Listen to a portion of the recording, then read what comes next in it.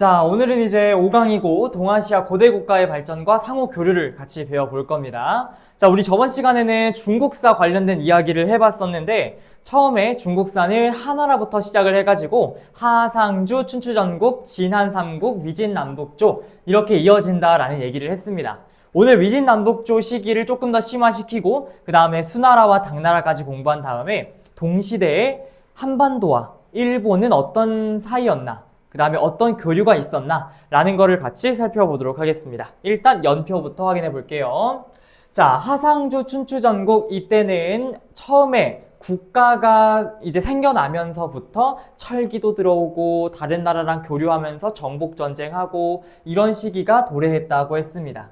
하나라는 기록상 최초의 왕조지만 고증이 안 됐다라고 얘기했었고요. 그 다음에 상나라, 주나라 나오고 춘추전국 시대에는 철기가 보급되면서 전쟁이 늘어났고 이 혼란스러운 춘추전국 시대를 통일한 게 진나라였었고 그리고 이 진나라가 무너지고 나서 생겨난 게 한이라는 국가가 되겠습니다. 그리고 그게 존재하고 있을 때 고조선은 기원전 2333년에 건국해가지고 청동기 문화를 바탕으로 하고 있어요. 그러다가 나중에 위만조선이 시작되고 그래서 그 과정을 오늘 이제 공부를 할 거고요. 그리고 일본은 야요이 시대가 시작되면서 조금 비교적 늦은 시기에 발달을 했다라고 했었고요. 야요이 시대 때 비로소 어떤 게 보급되었다? 청동기가 보급되었고 철도 같이 보급된 거 맞아요. 그래서 같이 보급이 되어 왔었다. 그 다음에 베트남은 처음에 반란국이라고 하는 것부터 시작해가지고 어우랑 왕국, 남비et까지 이어져 오다가 나중에는 한나라의 지배를 받고 나중에 중국의 지배를 계속 이어서 받는 시기가 나타나게 되지. 자, 그리고 나서 한나라가 무너지게 되면서 결국에는 세 개의 국가로 분열됐었던 삼국시대가 시작이 됐었는데 이때 삼국시대 때 있었던 국가가 바로 위, 촉, 오 이 세 개의 국가가 존재했습니다. 그런데 그거를 진이라고 하는 국가가 통일해 버렸고 그리고 나서 북위라고 하는 국가가 존재했었지. 북위는 북쪽에 있어, 남쪽에 있어? 맞아요. 북쪽에 있어요. 그래서 북조라고 우리가 호칭을 사용했었고 남쪽에는 원래 있었던 북쪽에는 한족이 이제 거주하고 있었는데 그 한족이 선비족이 북위를 세우면서 남하에 왔었지. 그래서 강의 남쪽이라고 해서 우리는 강남지방이라고 얘기했었고 그 강남지방을 중심으로 남조가 형성되었다라는 얘기를 했습니다. 그리고 이 위진남북조 필기를 우리 저번 시간에 좀 안 적은 게 있어서 필기를 좀 심화해서 적을 건데요. 그래서 우리 교재는 13페이지 맨 밑에 칸에다가 요거 잠깐 필기하고 갈게요. 자, 일단은 위, 촉, 오 요게 삼국시대라고 얘기했었지. 그런데 가장 강했던 국가는 위나라라고 얘기했어요. 그래서 위 동그라미 치시고 아니요, 남북조 시대에다 적어주세요. 자, 그리고 위초고를 통일했었던 게 진이라는 국가였었지. 그래서 이 진이라는 국가가 통일을 했었고 그 다음에 두 가지로 쪼개지게 되는데 이때 쪼개졌을 때 남쪽에는 동진이라는 국가가 건국되었고 남쪽에는 한족이 중심이 된 그런 국가였었다라고 얘기를 했었죠. 그 다음에 북쪽에는 북위라고 하는 국가가 생겨났었는데 이 북위는 어떻게 해서 탄생을 했었냐면 전에 잠깐 얘기했었는데 5개의 유목민족, 처음에 흉노, 선비, 갈, 강, 저 5개의 유목민족이 16개의 국가를 세운 5호 16국 시대가 있었지. 그 중에서 가장 강력해서 선비족이라고 하는 애들은 나라를 아주 길게 유지할 수가 있었어. 그게 바로 북위라는 국가였었는데 이 북위는 결국에는 나중에 휘청휘청 거리면서 얘도 분열이 되게 됩니다. 자, 그런데 동진 같은 경우에는 어떤 상황인지 먼저 보도록 합시다. 동진 같은 경우에는 송, 재, 양, 진 순서로 발전을 해오게 됩니다. 그리고 동시대에 존재했던 게 또 뭐냐면 얘는 동위서위, 동쪽과 서쪽으로 다시 분열되고요. 그리고 나서 북제, 북주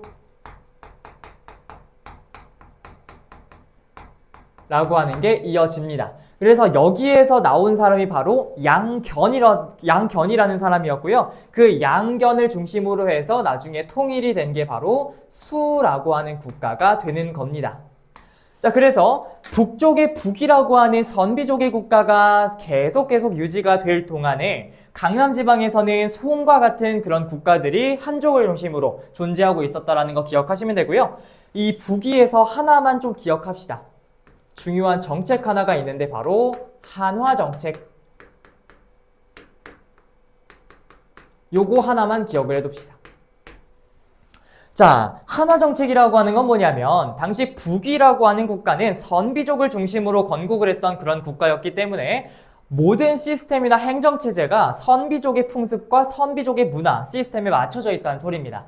그렇기 때문에 지금은 선비족의 그런 모든 권한이 다 가 있는 상황이고 북쪽에 살고 있는 한족들은 자신들의 문화와 고유성을 잃어가고 있는 상황이었어. 그런데 이 효문제는 한화정책이라고 해서 한족화시키는 정책을 실시를 하게 됩니다.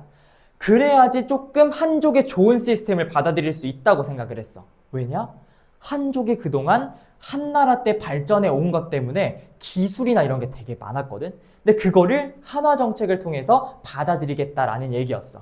그래서 나중에 한화정책을 통해서 되게 좋았던 게 뭐냐면 수나라 때 와서는 북쪽이랑 남쪽을 통일시켜야 되잖아. 그런데 한화정책을 이미 실시해 놨기 때문에 한족이 통일될 때 거부감이 별로 없었대. 그러니까 쉽게 통일될 수 있었던 그런 기반을 마련했었던 게 한화정책이다라는 이야기가 되겠습니다. 그래서 남북조 시대에 조금 심화시킨 이야기는 여기까지 할 거고요. 그리고 나서 나온 게 바로 수라고 하는 국가였는데 이 수나라는 모든 것을 통일했다라는 얘기를 했었고 그 수나라는 고구려 침공을 했었고요. 그 다음에 무리한 토목공사로 인해서 결국에는 당이라고 하는 국가가 생겨나고 멸망이 됩니다. 그리고 나서 당나라가 무너지고 나서는 5대 10국이라고 하는 혼란기가 다시 등장하게 됐고요. 그래서 나머지 시기는 오늘 다 공부를 해볼 거니까 오늘 필기는 그냥 시작을 해보도록 하겠습니다. 연표 작성은 여기 수나라부터. 자, 그러면 우리 필기는 14페이지부터 시작을 해보도록 하겠습니다. 1번.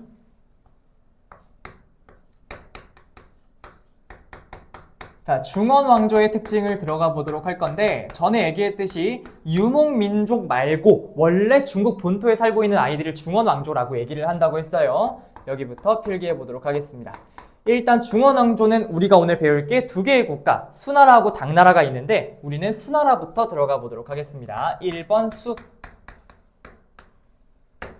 자, 우리 수나라 같은 경우에는 우선 두 명의 황제를 꼭 기억을 해야 되는데 첫 번째 황제가 바로 수나라 문제가 되겠습니다. 수문제.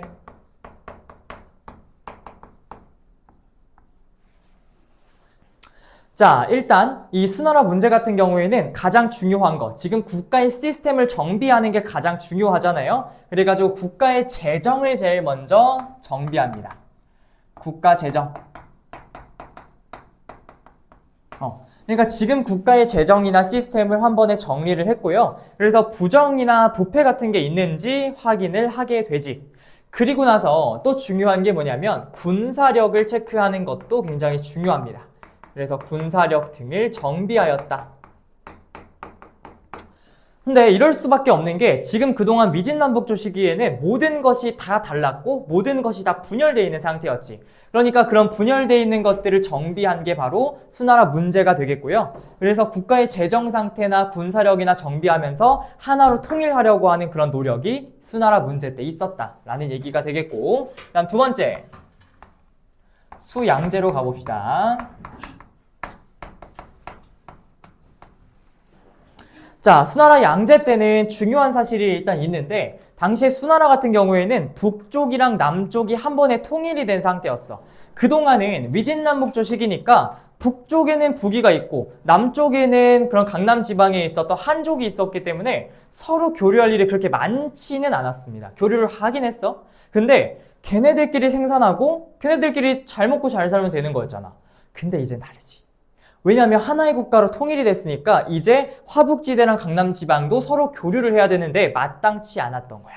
그래서 만든 게 뭐였냐면 수로도 만들고 대운하라고 하는 걸 건설하면서 이제는 기를 만들게 되면서 서로 교류를 활발하게 진행하겠다라는 거를 표방을 했던 거죠. 자, 이런 식으로 잘 발전해 오나 싶었습니다. 그런데 문제가 뭐였냐면은 이 수나라는요, 끊임없이 고구려를 침공을 했습니다. 그러니까 살수대첩이라고 여겨지는 그러한 전쟁을 통해서 계속 고구려를 침공했고 어떻게든 고구려를 무너뜨리고자 싶었어. 그래서 수나라 문제 때는 30만 대군을 이끌고 갔고 양제 때는 113만 대군과 30만의 별동대를 이끌고 갔죠. 그런데 결국에는 살수대첩에서 패배했지. 어떻게?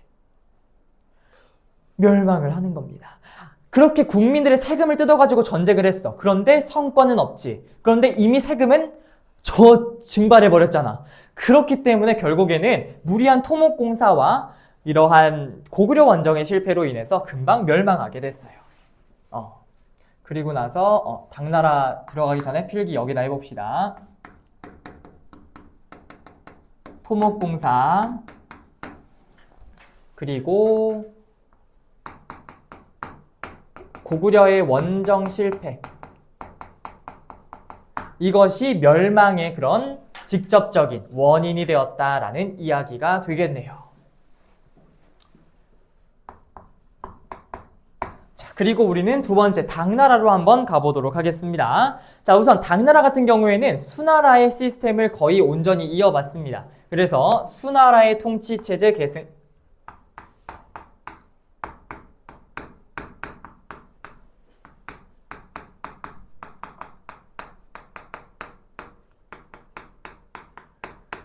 자, 수나라의 통치체제를 계승하면서 어느 정도 수나라의 그런 맞는 체제를 가지고 왔거든요. 대표적인 시스템이 뭐였냐면 수나라 때 문제 때부터 실시된 게 바로 과거제라는 시스템이었어요. 그러니까 시험 문제를 과거 시험을 내면서 그 시험에 통과한 사람을 관리로 임명해 주는 거였지, 원래 위진남북조 시기에는 뭐가 있었게요? 관리등용제도. 구품중정제라고 하는 제도가 있었죠. 근데 그 구품중정제는 어쨌든 중정관이 추천해서 임명하는 거잖아. 어느 정도 비리가 있을 수 있어요.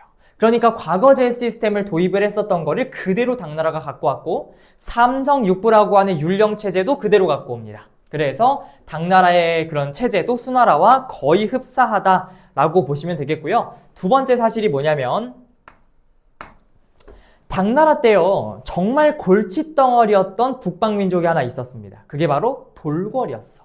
그 돌궐을 정복합니다. 돌궐 정복. 자, 우리 세계사 들은 친구들은 아마 기억할 테지만 동돌궐을 당태종 때 정복하고 그 다음에 서돌궐이라고 하는 거를 당고종 때 정복을 했다라고 얘기했었지. 그러니까 돌궐을 어쨌든 완전히 몰아내고 장악을 해버리게 되었다라는 이야기가 되겠습니다. 자, 그 다음 세 번째. 자, 얘들아, 당나라에서 가장 중요한 사실은 아마 국제적으로 발달했었던 여기 나라의 수도였을 겁니다. 그 수도가 바로 어디? 지읒, 이응, 장안입니다. 장안의 화재, 그러면 거의 다 소문이 퍼졌다는 얘기죠. 그 정도로 여기에서는 모든 것이 오고 가고 모든 이야기가 다 오고 가는 그런 국제적인 도시였어요. 그래서 장안이라고 하는 수도가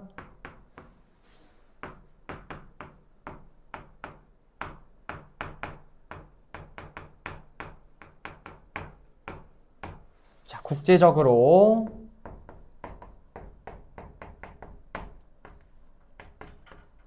번영하였다. 자, 그래서 장안이라고 하는 이 수도가 국제적으로 번영하면서 다양한 종교들도 어우러지고, 심지어는 조로아스터교라고 하는 거 기억나죠? 우리 힘들게 했었던 그 서아시아 파트 때 배웠었는데, 그 조로아스터교나 아니면 네스토리오스교, 다른 말로는 경교라는 표현을 사용하는데, 그러한 종교들도 여기에 들어올 정도로 서양, 서아시아 가릴 거 없이 모두 다 교류했다라는 이야기가 되겠습니다. 여기까지 됐나요? 오케이. 자, 그럼 두 번째. 자, 이제는 북방민족사로 넘어가 보도록 하겠습니다. 자, 북방민족, 특히 우리는 흉노라고 하는 국가이자 흉노족에 대해서 공부를 할 거예요. 자, 북방민족의 성장 1번. 자, 얘네 같은 경우에는 일단 특징이 뭐냐면 굉장히 뛰어난 그런 기마 전술을 가지고 있어요. 그러니까 말을 일단 잘 타. 북방민족 같은 경우에는 오지게 잘 타는데 그 기마 전술을 바탕으로 성장을 합니다.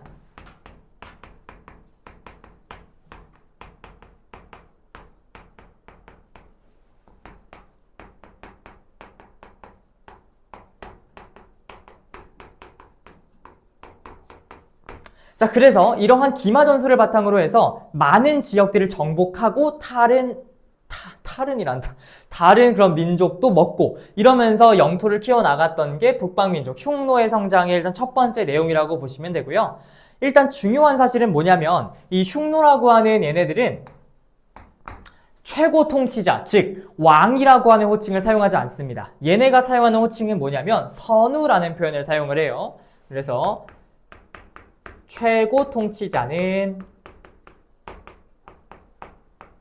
선우다.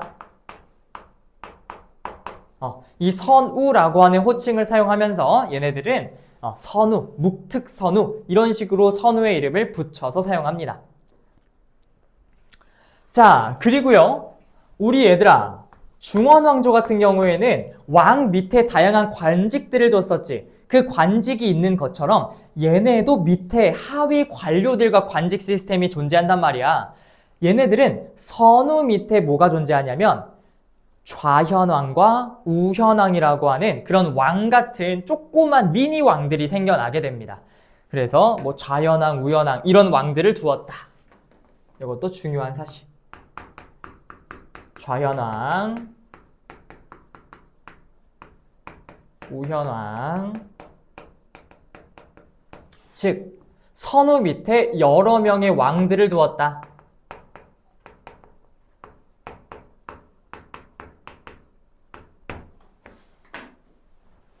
라는 것도 기억하시면 됩니다.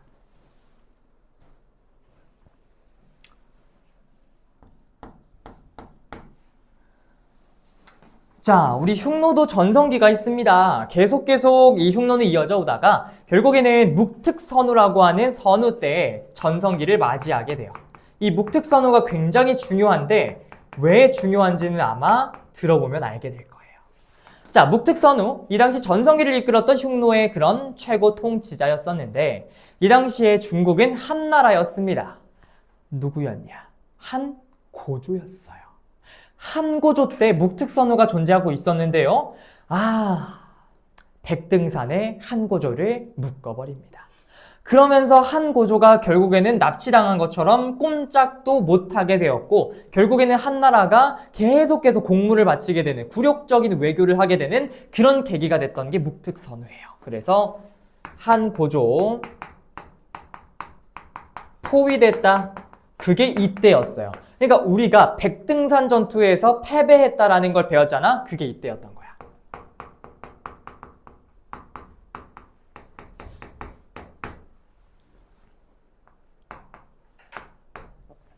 자, 그런데요. 묵특선우가 전성기를 이끌고 나서 결국에는 한나라의 무제가 등장하게 되면서 전세가 어떻게 됐어? 역전돼 버립니다. 그동안은 우리가 예의하면서 흉노한테 바쳤다라면 이제는 흉노가 한나라한테 따까리의 짓을 해야 됐던 겁니다. 왜 그랬냐? 한무제가 공격하거든. 한무제의 당시에 장건의 서역 파견이 되면서 계속 흉노를 저지할 수 있는 사람들을 계속 찾아 나섰다는 얘기입니다. 그래서 한무제의 서역 파견, 이때 갔던 사람이 바로 장건이라는 사람이었지. 자, 그러면서 흉노를 저지할 세력을 결국엔 찾지를 못했지만 비단길을 개척하고 흉노에 대한 다양한 정보들을 입수를 하게 됩니다. 그렇기 때문에 흉노에 대한 약점을 찾아버렸고 그렇게 흉노를 저지시킬 수 있었던 거야. 그리고 나서 어떻게 됐냐? 흉노는 두 가지로 분열됩니다. 북흉노와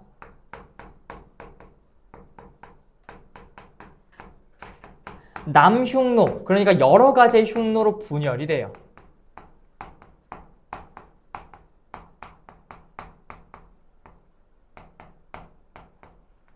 자, 그런데 얘들아, 남흉노는 금방 한 나라에 그렇게 복속이 돼버리고요. 이 북흉노 같은 경우에는 서쪽으로 쫓겨납니다. 그래서 우리가 그들을 훈족이라고도 볼 수가 있다고 해요. 그래서 훈족 우리 배웠었지? 훈족 때문에 누가 이동했어? 오케이, 여기까지. 게르만족. 게르만족이 이동했었죠? 그래서 그런 이야기를 공부해봤습니다. 일단 여기까지 필기 나셨죠? 얍. 자, 흉노까지 우리가 공부를 해봤는데 당시 중원왕조에서는 진나라 때 흉노를 몰아내기 위해서 뭘 세웠더라, 처음에? 뭘 쌓았어? 만리장성을 쌓았었는데 그 만리장성을 쌓고 나서 흉노는 잠잠했어요. 그러다가 결국에는 한 고조 때 어떻게 됐다고? 백등산에서 한 고조가 납치, 포위됐다라고 얘기했었는데 그 전세는 또 언제 역전됐다? 그렇지, 한무제 때 역전됐다. 잘했습니다. 자, 그러면 우리 이제 어디로 들어가 볼 거냐면 우리가 조금 익숙한 주제로 넘어가 보려고 해요. 바로 한반도. 한국사 이야기를 좀 해보려고 합니다. 자, 3번.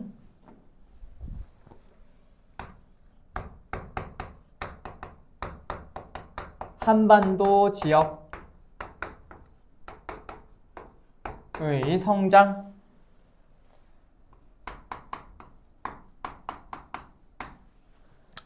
야, 이 정도면은 너희 박사지 않아? 응? 삼국시대랑 고조선은 다 알고 있지? 안 나나 보네. 자, 1번. 고조선 이야기부터 한번 해보도록 하겠습니다. 자, 얘들아, 우리 고조선은 총 두 가지의 조선으로 구분할 수 있다 그랬어. 첫 번째, 기원전 2333년에 단군왕검이 건국을 하고 나서부터 준왕 때까지를 우리가 무슨 조선이라고 부른다? 단군조선이라고 부르는데 준왕이라고 하는 왕을 몰아내고 위만이 집권을 하게 된 시기부터 무슨 조선? 위만조선이라고 얘기를 합니다. 이 둘의 공통적인 것은 일단 행정체제가 비슷비슷해요.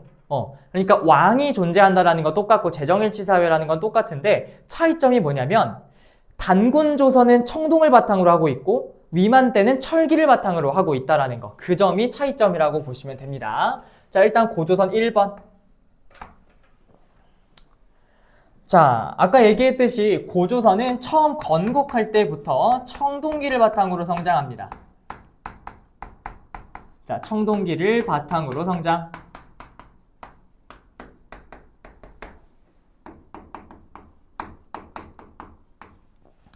얘네들도 어쨌든 처음에 부족들을 통합하고 전쟁을 하면서 그렇게 영토를 넓혀 나갔잖아. 그래가지고 랴오닝 지역을 중심으로 해가지고 한반도 북부와 중국의 요동지방 중심으로 성장을 하게 됐습니다. 그런데 이 청동기를 바탕으로 성장을 하면서 지배자와 피지배의 관계가 놓여져 있었고 지배자가 존재했다라는 걸 알려주는 정말 중요한 유적이 있어요. 고인돌 유적이에요. 그 고인돌 유적, 우리가 탁자식 고인돌이라고 해서 강화도도 가면은 볼 수가 있거든요. 그런 것들을 만들었었던 게 고조선 시기였었고 중요한 거. 또 하나의 중요한 유물, 비파 모양을 닮은 비파형 동검. 그것도 이 시기였다라는 거 기억하시면 됩니다. 그렇게 청동기를 바탕으로 하고 있었는데 당시 준왕이라고 하는 왕을 몰아내고 중국에 복장을 하고 있었던 미스터리한 남자. 위만입니다. 위만이 들어오면서 같이 들어왔던 게 철기라고 했었지. 그래서 철기의 보급이 있었다.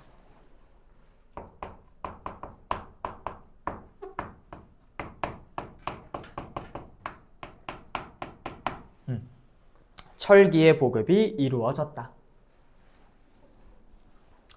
자, 이런 식으로 발전해 오던 고조선이 결국에는 어떻게 됐냐면 한나라한테 먹힙니다. 왜 그랬냐? 당시 한무제는 대외 팽창 정책을 하고 있었거든? 그러니까 주변에 있던 국가들을 하나하나씩 좀, 뭐라 해야 되지? 이런 말 써도 되나? 시비 걸고 다녀요. 그러니까 가만히 있는 국가들을 자꾸 털고 다니기 시작을 했어. 한반도에는 당시에 고조선이 있었고요. 당시에 베트남에는 뭐가 있었냐? 남비엣이라고 하는 국가가 있었습니다. 다 정복해 나가고 거기에 자기들의 지배 기지를 설치해 버렸어.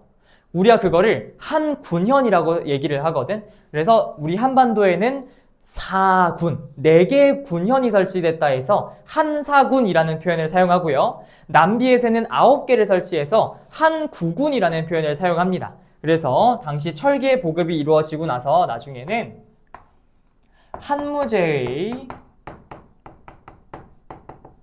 공격으로 인해서 결국에는 멸망을 하게 됐었죠.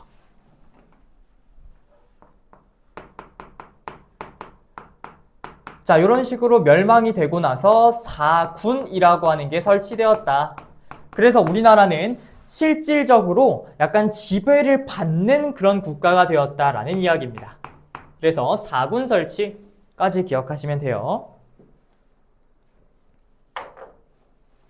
자, 이런 식으로 고조선이 발전해 왔었는데요. 결국에는 멸망을 하고 나서 그 철기 문화를 바탕으로 해서 군장이 다스리는 국가, 그게 바로 부여, 고구려, 옥저, 동예, 사만이죠. 그 국가들이 생겨나게 됩니다. 그래서 4번.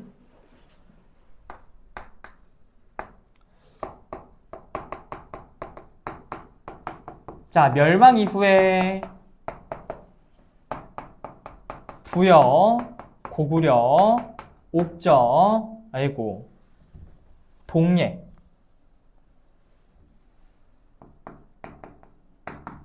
사만까지 이렇게 생겨났다라는 거 기억하시면 돼요. 이 중에서 부여랑 고구려 같은 경우에는 나중에 연맹왕국 단계까지 발전을 해 나가게 됐고요. 특히 고구려 같은 경우에는 어떻게 됐어? 세력이 더 커졌지? 그렇지. 중앙집권 국가로서의 그런 자격을 갖추게 됩니다. 그래서 고구려는 나중에 2개의 국가랑 싸우게 되는데, 그래서 만들어진 게 몇 국시대? 삼국시대가 되는 거예요.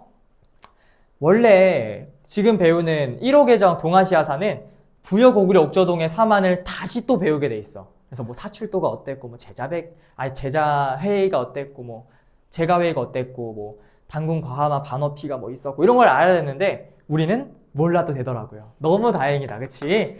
그래서 이렇게 기억을 하시면 되겠네요. 자, 그러면 2번 삼국시대로 들어가 봅시다.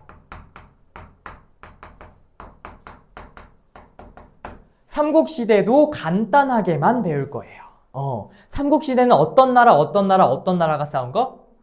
맞아요. 고구려 백제 신라가 싸운 건데 이 고구려 백제 신라의 각각 전성기만 알면 됩니다.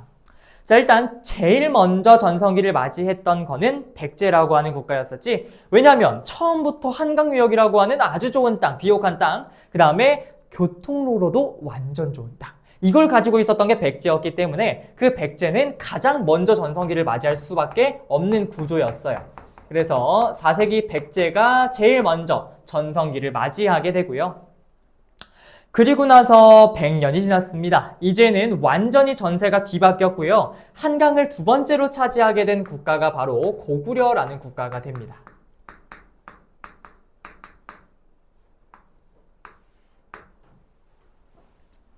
자, 6세기에는 신라라고 하는 국가가 전성기를 맞이하게 되면서 굉장히 이 삼국시대의 전성기가 빠르게 바뀌어 나가는 그런 모습이 보여지고 있네요. 자, 그런데 얘들아, 문제점이 하나 발생하게 되지. 뭐였냐면 나중에 결국에는 신라 때 백제랑 고구려가 하나로 힘을 합쳐가지고 이 신라를 거의 왕따시키는 정도로 발전을 하게 됩니다. 그래서 신라는 누구랑 손을 잡았을까요? 맞아요. 당나라랑 손을 잡았었지. 그래서 결국에는 백제와 고구려를 무너뜨리고 삼국을 통일하게 됩니다. 그리고 나서 등장한 시대가 무슨 시대? 남북국 시대가 등장하게 됩니다. 아무튼 그건 이따가 공부할 거고요. 당시 삼국시대에는 남북조 시대였어요. 그러니까 중국은 지금 남과 북으로 쪼개져 있는 그런 남북조 시대였었는데 특히 북조랑 남조랑 활발하게 교류했었던 그런 국가들이 고구려와 백제였습니다. 그래서 남북조와 교류하였다. 자, 우리 아까 쌤이 그거 그려줬었잖아. 발전해 오는 단계. 처음에 동진이라는 국가에서 송, 제, 양, 진 이런 걸로 발전해 나간다라고 얘기했었지. 그 중에서 세 번째 오는 게 양나라였던 거 기억나요? 그 양나라와 특히 백제가 많이 교류를 했어요. 그래서 중국에 있는 남조에 그대로 영향을 받아가지고 만들어낸 무덤이 있거든요. 그게 무령왕릉이야. 그래서 우리 한국사 공부할 때 중국 남조와 교류했다는 걸 알 수 있는 증거다라고 얘기했었잖아. 그게 이 남조의 영향이라고 보시면 됩니다. 그래서 EX, 예를 들어서 무령왕릉이라고 하는 게 있다. 우리 교과서에 들어가 있어요. 자, 그래서 이런 것도 기억하시면 됩니다. 자, 이렇게 발전해 오던 삼국, 결국에는 당나라가 들어오게 되면서 나당동맹이라고 하는 걸 결성하게 되지. 그래서 신라의 그런 라자와 당나라의 당자를 써가지고 나당동맹이라고 하는 게 결성이 됩니다. 이제는 신라랑 당나라가 하나로 힘을 합쳐가지고 백제랑 고구려를 무너뜨릴 겁니다. 그리고 어느 정도 일정 수준 지역을 나눠 갖기로 약속을 했어요. 그런데 누가 당나라가 한반도의 지배 야욕을 드러내면서 자기네 나라의 그런 지배 기구인 도호부, 도독부 이런 걸 설치했었잖아. 이게 뭐야? 뭐 하자는 거야? 뭐 하자는 거야 이게? 정복하려는 거잖아, 우리나라를. 걔 무시하고 있습니다. 어떻게 버려야 돼요? 족쳐야 됩니다. 그래서 우리나라가 가장 잘하는 거 싸움이죠. 매소성 전투와 기벌포 전투에서 엄청난 대승을 거두었고 결국에는 당나라가 패배하고 신라가 삼국통일을 완수했다라고 우리는 배웠습니다. 그래서 삼국통일 완수, 통일 완수.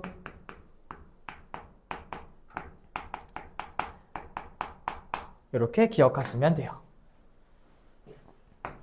자, 마지막 4번까지만 쓸게요. 자, 하나만 더 기억해 둡시다. 신라가 삼국통일한 거 좋아요. 근데 문제가 뭐였냐면 고구려에 남아있었던 유민들이 있었던 겁니다.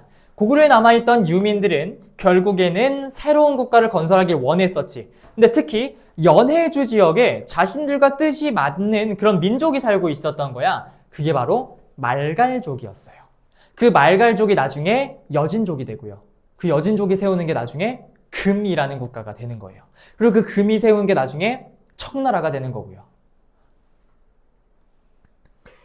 자, 그래서 남북국 시대.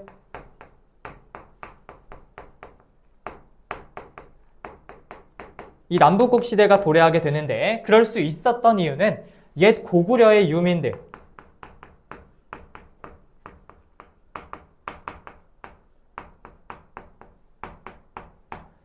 자, 플러스 말갈족.